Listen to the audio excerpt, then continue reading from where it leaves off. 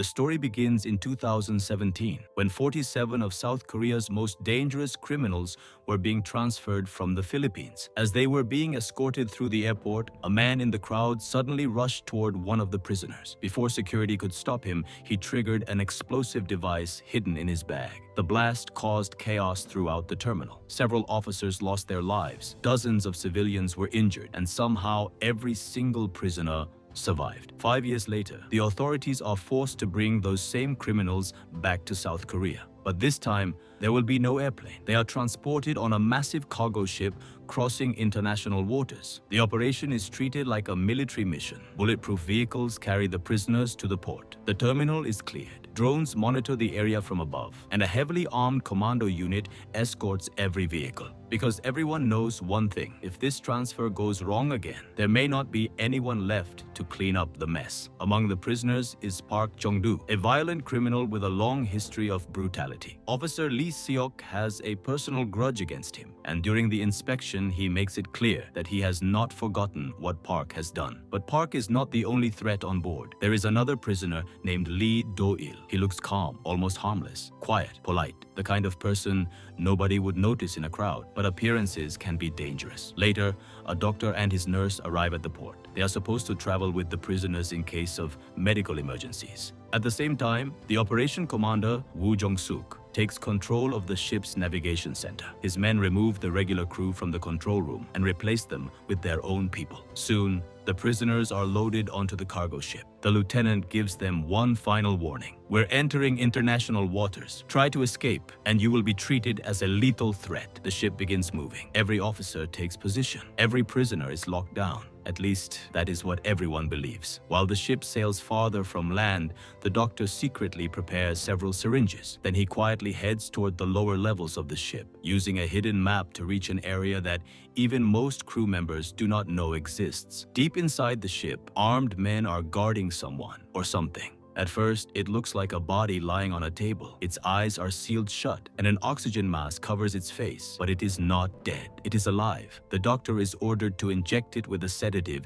every 6 hours. If he fails, the men warn him the subject will wake up. And if it wakes up, no one on the ship will be safe. Meanwhile, the prisoners are given food. Most of them rush toward the boxes, but Park remains strangely calm. He has been waiting for this moment. Hidden inside his mouth is a small piece of metal. When the guards look away, Park begins working on his handcuffs. Nearby, another prisoner notices what he is doing. Suddenly, hope spreads through the cell block. An escape may actually be possible. At the same time, several workers from the kitchen area quietly unlock a weapons storage room. They grab guns, knives, and anything else they can carry. They move through the ship carefully, trying not to make a sound. But one suitcase hits a metal pipe. The noise alerts a nearby officer. Their leader tries to act innocent, but the officer spots a weapon hidden in his hand. Before he can call for backup, the workers attack. Within minutes, the ship is no longer under police control. The attackers take over the bridge, disable the communication system, and destroy the equipment that could send the ship's location back to South Korea.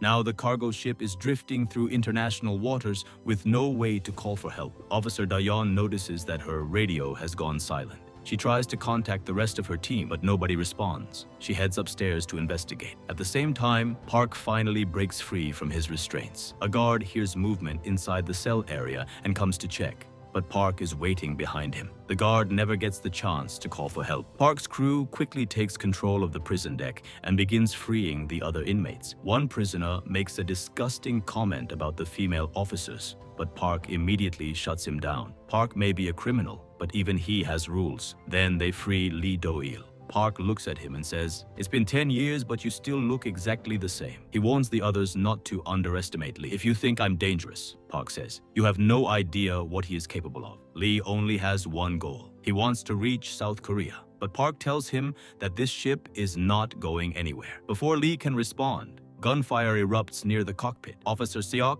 Dayon, and a few surviving officers discover that the ship's crew has been attacked. Armed men are hiding inside the bridge. A shootout begins. Several officers are taken down, but Seok and Da-yeon manage to fight back. One crew member reveals that there is still a satellite phone in the engine room. It may be their last chance to contact South Korea, but they are already too late. Park and his men reach the engine room first. They destroy the satellite phone and remove the last possible way to call for help. When they reach the engine room, they find the chief engineer. He tells them that the ship cannot operate without him. The prisoners laugh. They never planned to sail the ship anywhere. Park is about to attack the engineer, but Lee Do-il stops him. "Enough," Lee says. For the first time, Park looks surprised. The tension between them grows quickly. Park does not like being challenged, especially by someone he has known for years. Before their fight can begin, Officer Seok and his remaining team arrive. The engineer begs both sides not to fire inside the engine room. One mistake could damage the ship's systems and leave everyone stranded at sea. But nobody listens. A brutal fight breaks out between the officers and the prisoners. The narrow engine room turns into chaos. People are thrown into walls, weapons are taken away, and every side is fighting just to stay alive. Then suddenly, one of the prisoners tries to escape through a nearby hallway. He stops. Something is standing in front of him. It is Alpha. At first, nobody understands what they are looking at. Alpha looks like an old man, but there is something deeply wrong about him. His movements are too fast. His strength is impossible. Within seconds, the prisoner is gone. Everyone freezes. Alpha looks around the room, studying every face. Then he picks up a weapon and begins moving toward them. The fight between the police and prisoners instantly ends. Now everyone is running from the same enemy. Officer Seok tries to stop Alpha, but Alpha throws him aside like he weighs nothing. Park opens fire, but the bullets barely slow Alpha down. His wounds begin healing almost immediately. That is when everyone realizes the truth. Alpha cannot be killed like an ordinary man. Park tries to stand his ground, but Alpha catches him. Park has spent years terrifying everyone around him, but now he is facing someone who feels no fear at all. Park disappears into the darkness of the ship, and the others run for their lives. Seok is badly injured, but Lee Do-il suddenly steps in and saves him. It is strange. Lee could have left Seok behind. He has no reason to help a police officer, yet he does. Together, Seok, Lee, and a few survivors rush through the ship, searching for a safe place to hide. They reach a heavy metal gate and try to close it before Alpha catches them. Alpha pushes against the door with unbelievable strength. For a moment, it looks like the gate will not hold, but Lee uses everything he has and forces it shut. On the other side, Alpha continues pounding against the metal. The survivors stand there in silence, knowing that the door may only buy them a few minutes. Meanwhile, back in South Korea, Operation Commander Woo Jong-suk tracks the ship through satellite images. He sees the damaged communication systems. He sees the ship drifting off course, and he immediately understands that something has gone terribly wrong. His phone rings. At first, Woo ignores it, but when the calls keep coming, he finally answers. His boss gives him one order: go to the ship, bring Alpha back. Woo tries to explain that the situation is out of control, but his boss does not care about the officers, the prisoners, or anyone else on board. He only cares about Alpha.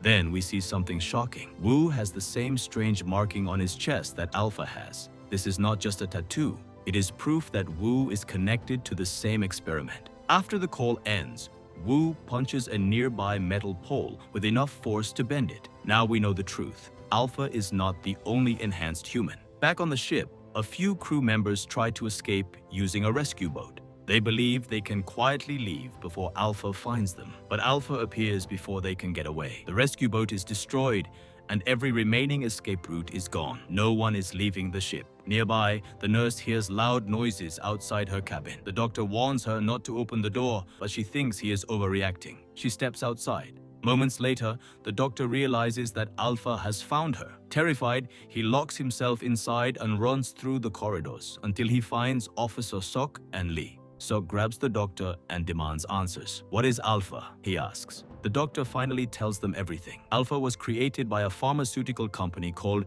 Eon Genetics. Officially, the company was researching medicine that could slow down aging, but secretly, they were creating enhanced soldiers. They wanted people with greater strength, faster healing, and bodies that could survive almost anything. Alpha was their first successful weapon, but he was also their biggest mistake. The doctor explains that Alpha must receive a sedative every 6 hours. Without it, he becomes impossible to control. Seok needs medical supplies for his injuries. So the doctor tells him that his first aid kit is still in the basement. They decide to go back down. At the same time, Officer Da-yeon discovers a classified file hidden on the ship. Inside are documents from 1943. She finds an old photograph of Alpha. The file says he was born in 1911. That means Alpha should be more than 100 years old. The documents reveal that he was forced into military experiments during World War II. After losing an arm, he was treated as worthless by the soldiers around him. Then doctors used him for a secret experiment. They changed his body. They made him stronger.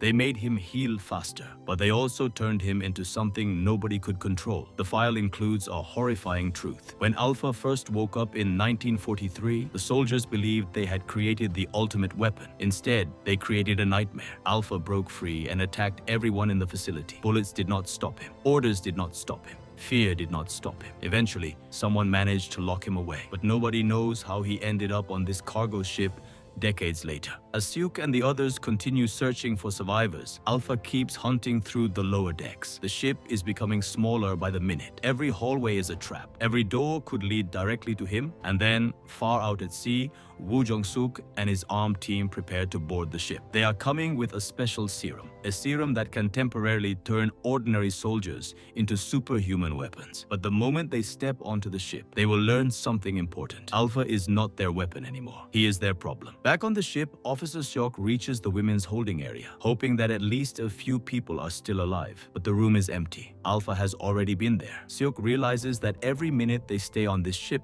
their chances of surviving become smaller. At the same time, several survivors try to escape using an elevator. They believe it can take them to a safer section of the ship, but Alpha finds them before the elevator can move. He jumps onto the roof and tears through the metal with his bare hands. The elevator shakes violently, hanging high above the lower deck. Seok arrives just in time and manages to pull one prisoner to safety. But there is not enough time to save everyone. One of the prisoners chooses to stay behind and hold Alpha back, giving the others a chance to escape. The elevator crashes down into the darkness below. For a moment, everyone believes Alpha is finally gone. But when Seok looks down, Alpha is still moving. Nothing seems able to stop him. Meanwhile, Woo Jong-suk arrives at the ship with his own team. Before boarding, his soldiers inject themselves with a special serum. The serum gives them temporary superhuman strength, turning them into enhanced fighters for a short period of time. They are not coming to rescue the officers. They are coming to capture Alpha. As Woo's team searches the ship, a surviving female prisoner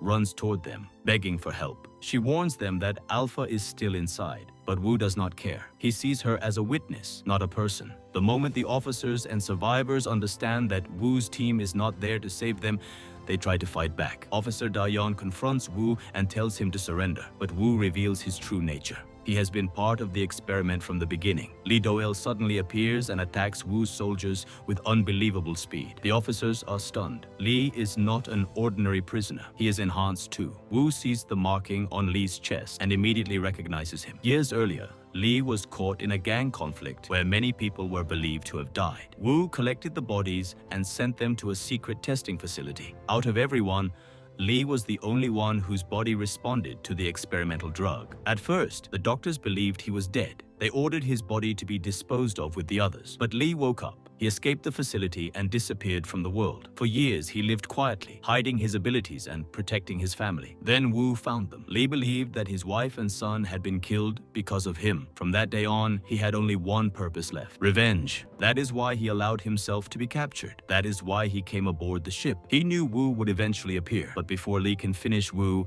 Alpha enters the area. The final battle begins. Woo's enhanced soldiers open fire, but Alpha keeps moving forward. He tears through the team, proving that even their serum is not enough to match him. Then Alpha turns toward Woo. For the first time, Woo looks worried. Alpha is stronger than the other soldiers, stronger than the prisoners, and stronger than anyone Woo has faced before. But Woo has military training, experience, and his own enhanced abilities. The two fight across the ship. Metal doors bend, walls crack. The ship shakes under the force of every hit. Wu finally gains the advantage. He tells Alpha, "You cost too much. I should have ended this a long time ago." Then Wu defeats Alpha and leaves him motionless. Now only Wu and Li remain. They stand face to face on the damaged deck of the cargo ship. Wu smiles and tries to break Li emotionally. He tells him that Li's son looked just like him. He says it as if it means nothing, but those words push Li past his limit. Li attacks with everything he has left. The two enhanced men fight across the deck, neither willing to back down. Wu is stronger and more experienced, but Li is fighting for something deeper than survival. He is fighting for his family. In the end, Li finally overpowers Wu. Wu falls into the ocean. Li follows him. The battle continues beneath the waves until Wu is no longer able to fight back. By sunrise, the ship has become a national disaster. News channels report the incident as a massive tragedy at sea. Authorities arrive to investigate, but the truth about Alpha, the serum, and Eon genetics remains hidden. Meanwhile, Wu's boss visits a secret laboratory. The scientists are nervous. They know the project is becoming harder to hide, but the boss is calm. He tells them not to worry. Everything is still under control. Then he walks toward a locked cell. Inside is a young boy. The final twist reveals that Li's son was never killed. Wu's organization discovered that the boy had the same extraordinary abilities as Li. Instead of letting him live freely, they took him and kept him hidden as a new test subject. Li has no idea that his son is still alive. Later, Li washes up on a beach in South Korea. He wakes up slowly, surrounded by debris from the sea. For the first time, he realizes that he has made it back home. But his story is far from over. His son is alive. The people behind the experiments are still operating. And somewhere, the next generation of enhanced humans is being created. What will Li do when he discovers the truth? That is a story for the next part. Are you excited for the sequel? Let us know in the comments, and thanks for watching.